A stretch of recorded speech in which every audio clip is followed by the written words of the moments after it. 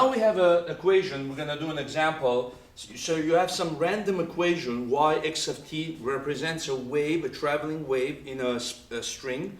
It could either be in a string or in a spring or string.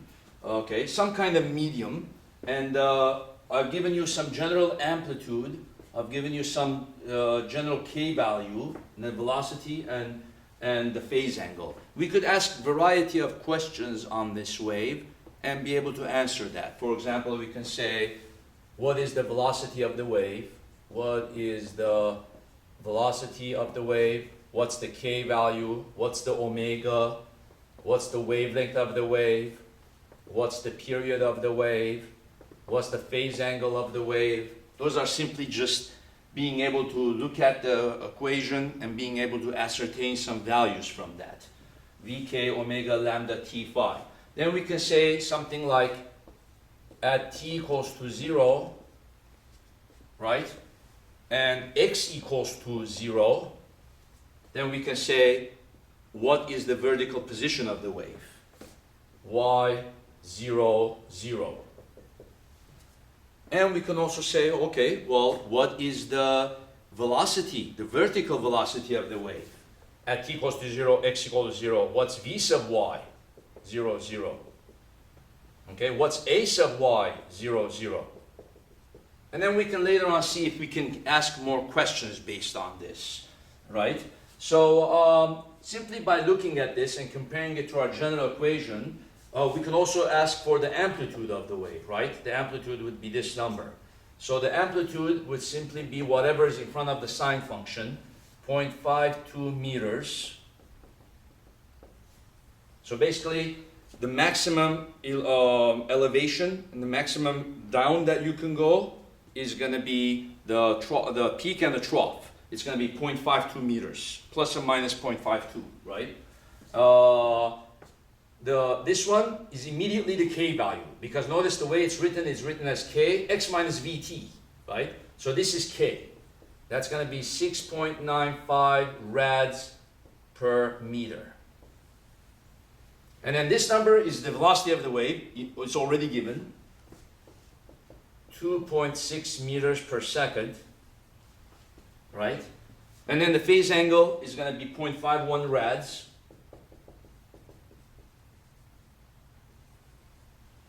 What else? So we know the velocity. We know the k immediately. We know do we know the omega? Well, the omega is not explicitly given in this problem, right? But we know that v is equal to omega over k. Therefore, omega is equal to vk. So simply, if you take this and the product of the velocity and the k, v equal to this one, 2.6 times the k, 6.95. So let's write down the omega. So all right, we got the phase angle, we got the amplitude, the wavelength and the period. What is that? Well, the wavelength is associated with the k value, and the period is associated with the omega value, right? 0.904 meters. So the wave reoccurs every about almost a meter. So a meter might look like this, a little shorter than a meter. So the wave would reoccur every 0.904 meters. So that would be its wavelength. Okay? And then the omega would be equal to 2 pi over the period. Okay? And then the period would be 2 pi over omega. Okay, that will tell you how often the wave goes up and down in the vertical direction, how many seconds it takes to reoccur. In other, for the same situation to reoccur, how many seconds does it take for the object to go up and down and back up and then back to the starting point? Okay, so 2 pi over omega is going to be 18.07.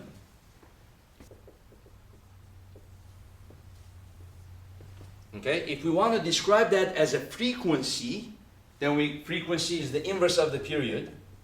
We could also say, what's the frequency of how fast it's bobbing up and down, right? So it's just be 1 over the 0.3477. So let's see here.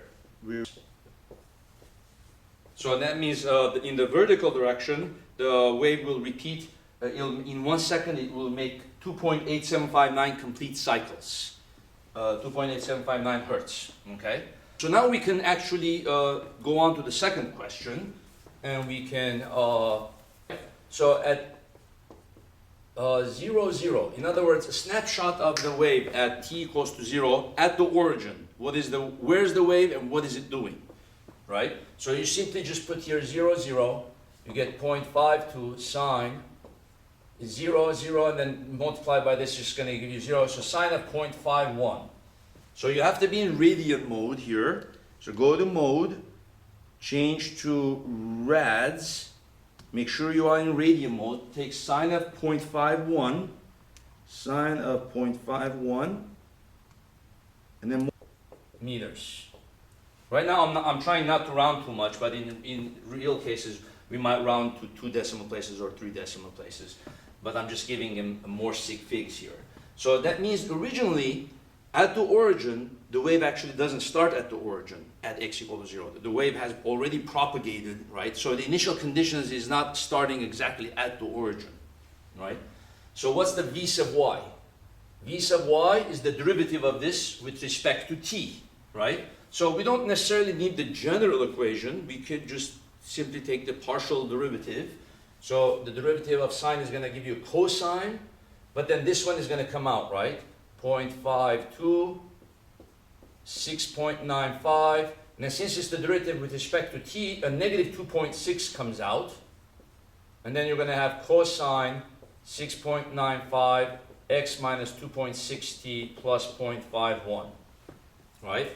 So then v sub y is going to equal what? The product of all of that. So you're going to have 0.52, right? Now if I want to know what's happening at x equal to 0, t equal to 0, I can just put that in and then get the initial condition at x equals 0, t is 0. So then you have here 0, 0. So then you're going to get v sub y is going to be negative 9.396 cosine of 0.51, right?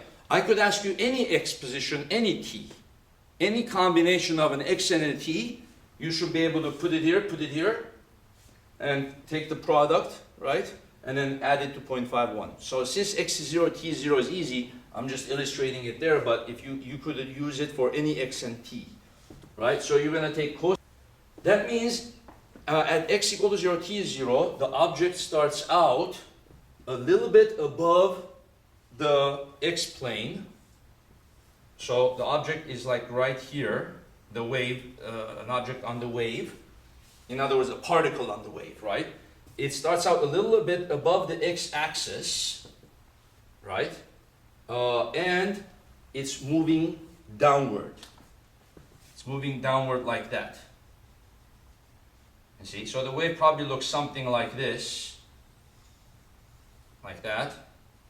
Remember we said that the wavelength was, let's see, what was the wavelength? 0.9 meters. So every 1 meter it repeats itself, right? And the wave is moving this way.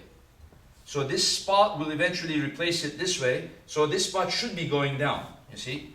This one is going to go and replace it. So this one has to be heading down to meet it. So the initial velocity should be negative. It makes sense.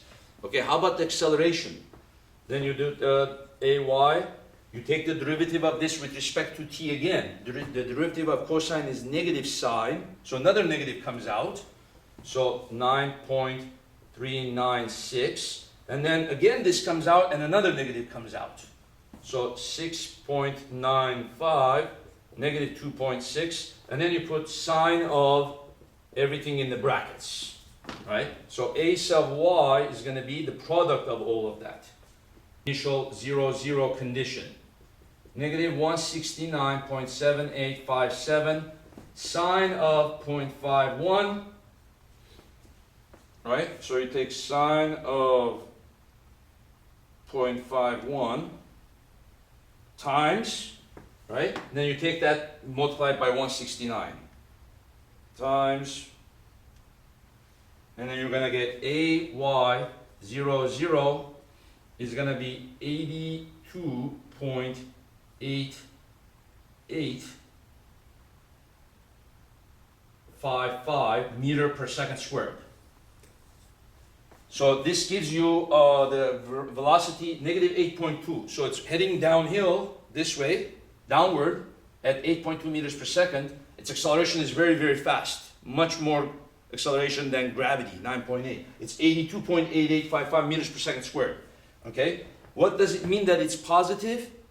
Okay? What does it mean that it's positive? Same thing that it meant for the spring. For the spring is pushing it this way, right? For the block to go back to the equilibrium. Right? So when the spring is compressed and it's pushing the block back to the equilibrium, the acceleration is positive. And then after it passes it, it decelerates. So the acceleration is negative. So this one is heading down and it's going to be accelerating. By the time it gets to down here, it's going to be going very fast. So going downward, it has to be speeding up, speeding up, then slowing down. So over here, the acceleration should be positive. Over here, the acceleration should be negative. So this one is similar to this case. Acceleration is positive. Here, acceleration is negative. So up here, acceleration positive. Down here, acceleration negative. Okay? So it's downward, its acceleration is going to be positive, and it's going to be a huge number.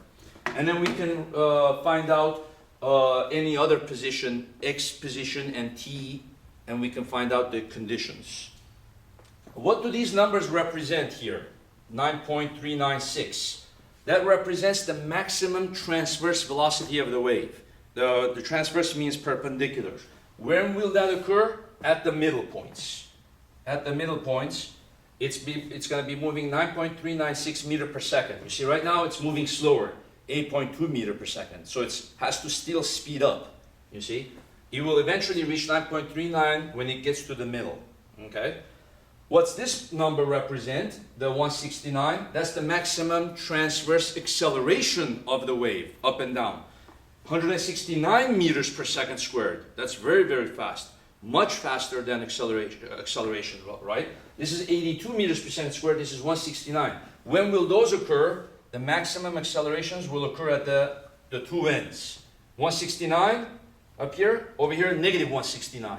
So now you can see from this example how we broke it down, how we now have some numbers and we can kind of compare transverse velocity and transverse acceleration and the wavelength and all the other details. We're going to take this example and develop it some more in future examples. Okay?